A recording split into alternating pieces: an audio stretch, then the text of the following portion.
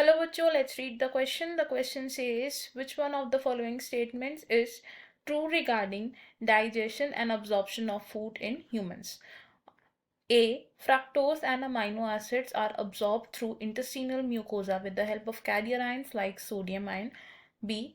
Chylomicrons are small lipoprotein particles that are transported from intestine into blood capillaries. C. About 80% of the starch is hydrolyzed by salivary amylase in our mouth. D. Oxyntic cells in the stomach secrete proenzyme pepsinogen. Question हमसे पूछा गया है कि given statements में से कौन सी statement correct है यानी कि ट्रू है regarding digestion and absorption of food in humans. इस क्वेश्चन को सॉल्व करने के लिए अगर हम बात करें कि कॉन्सेप्ट की, तो इस क्वेश्चन में हमारा जो की कॉन्सेप्ट यूज हो रहा है that is digestion and absorption. Digestion and absorption of food. Digestion की अगर बात करें तो डाइजेशन एक ऐसी बायोकेमिकल प्रोसेस है जिसमें क्या किया जाता है, कॉम्प्लेक्स फूड पार्टिकल्स को कन्वर्ट कर दिया जाता है इनटू सिंपलर फूड पार्टिकल्स ताकि इनमें से न्यूट्रिएंट्स को हम अब्जॉर्ब कर सकें एनर्जी को एक्वायर करने के लिए। अब डाइजेशन कहाँ पर होती है, इन द एलिमेंट्री कैनाल। और डाइजेशन की प्रोसेस शुरू कब होती है, जब हम फूड को इंजेस्ट करते हैं इन द बकल कैविटी। और एलिमेंट्री कैनाल के अंदर अलग अलग ग्लैंड्स प्रेजेंट होते हैं जिनकी सिक्रीशन हमें हेल्प करती है in the digestion and absorption of food.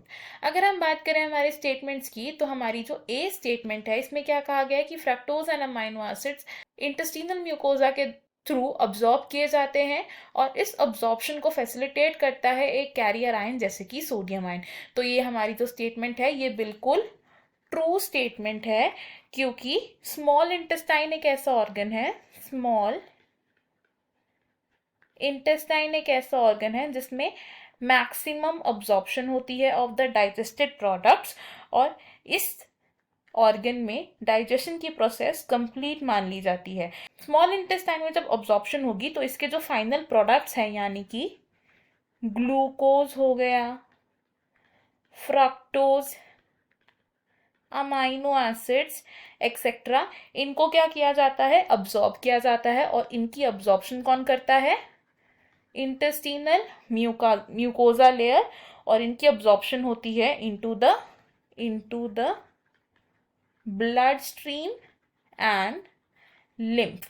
और इस अब्जॉर्प्शन के लिए कैरियर आयंस की रिक्वायरमेंट होती है, कैरियर आयंस की रिक्वायरमेंट होती है। और ऐसे कैरियर आयंस का एग्जाम्पल है हमारे पास Na+ यानी कि सोडियम आयन। तो हम यहाँ से क्या बोल सकते हैं कि ए स्टेटमेंट जो है वो ट्रू स्टेटमेंट है। तो हमारा यहाँ पर आंसर क्या हो जाएगा, ऑप्शन ए।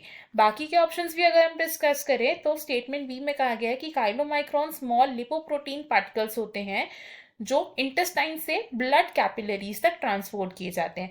ये स्टेटमेंट हमारी रॉन्ग है बिकॉज काइलोमाइक्रॉन्स हमारे small protein coated fat globules होते हैं जिनकी ट्रांसपोर्टेशन कैसे होती है, from intestine to the lymph vessels ना कि into the blood. And lymph vessels absorbed material को देन रिलीज करते हैं into the blood stream. Option C की बात करें तो ये स्टेटमेंट भी हमारी रॉन्ग होगी बिकॉज जब स्टार्च की हाइड्रोलिसिस होती है बाय सलाइवरी एमाइलेज तो 30% ऑफ स्टार्च हाइड्रोलाइज होता है ना कि 80%। तो ये स्टेटमेंट भी हमारी रॉन्ग है।